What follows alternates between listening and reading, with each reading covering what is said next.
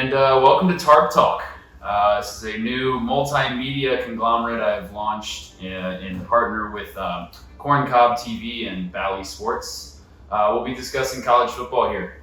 It's my favorite sport. It should be your favorite sport. Nothing matters in this world more than college football. And everyone agrees with that. It's officially week 0. It's officially college football season. And I'm going to talk about it. We've got some good games in week 0 on Saturday. We've got Divas Party and we've got some good games going on. So I hope you guys enjoy listening to me talk about college football. We've got Nebraska Illinois, and you can inject that shit straight into my veins. It is going to be utter chaos. That game is, I have no idea what's going to happen in it, but whatever happens is going to be very unhinged. Scott Frost has to fucking win that game. He cannot lose to Illinois. Because he will probably get fired by like week 3 if he loses that game. They play Oklahoma in week 3 and Buffalo in week 2. So this is something that they can't afford. They're gonna get killed in Norman in week 3, and they close their season with, it's Ohio State, Wisconsin, and Iowa. Those are 3 L's. Scott Frost has to show improvement or he's going to get fired, especially with all this other stuff going on about, the NCAA is looking into that they were cheating and ignoring the pandemic.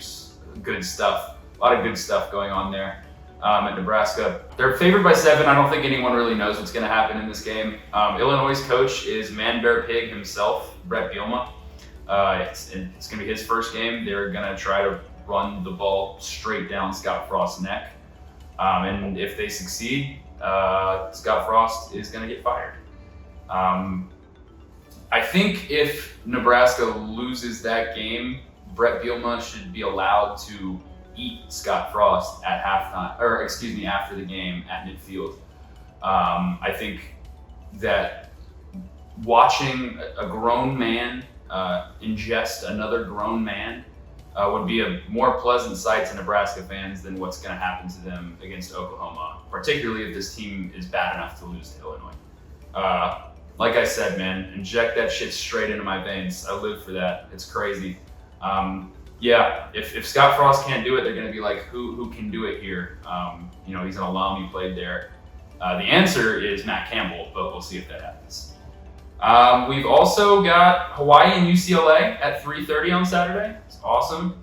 Nothing in the world, and I mean nothing, screams college football is back like Hawaii football. I've got my Hawaii shirt on here. I'm fucking ready for some Hawaii football. But UCLA is probably a sleeper candidate in the Pac-12 South. That division's really wide open. No one's really good on either line of scrimmage except maybe Arizona State. We'll have to see, which is how you win football games. That conference sucks except for Oregon. We'll see if UCLA can do it. I personally think they're going to be really good. DTR is back, year 3.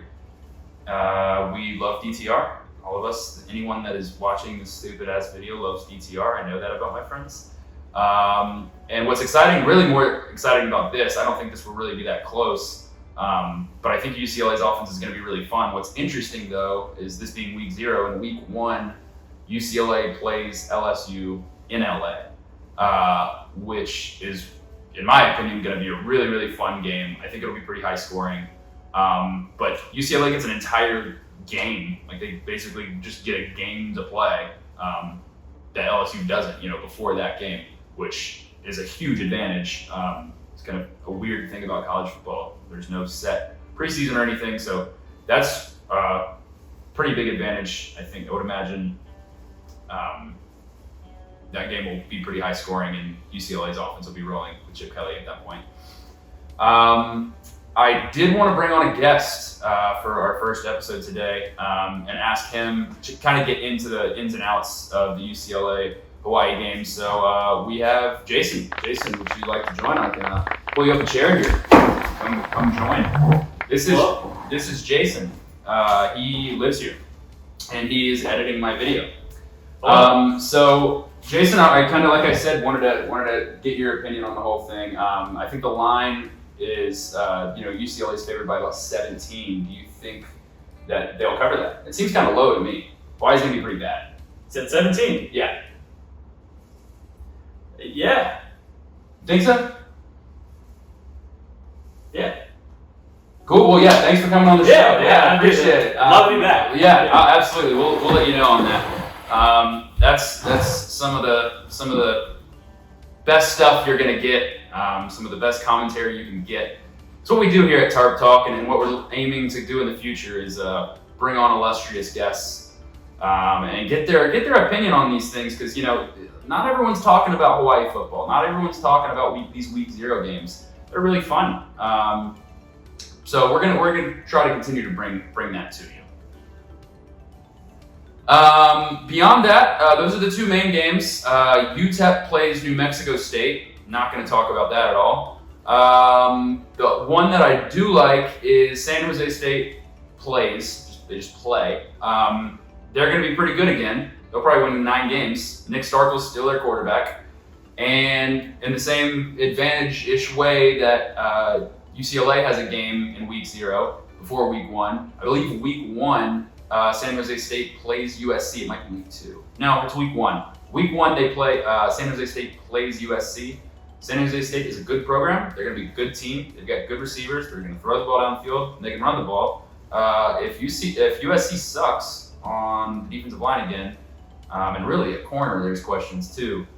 I'm not saying anything. We'll get to week 1 when we get to week 1. But that's week 0. Get fucking pumped, man. College football's back, and I'm gonna make you listen to me talk about it for a while here. So, shout out to Corn Cob TV and Valley Sports, and we will see you next week ahead of Georgia Clemson and all of the other week 1 games. Thanks.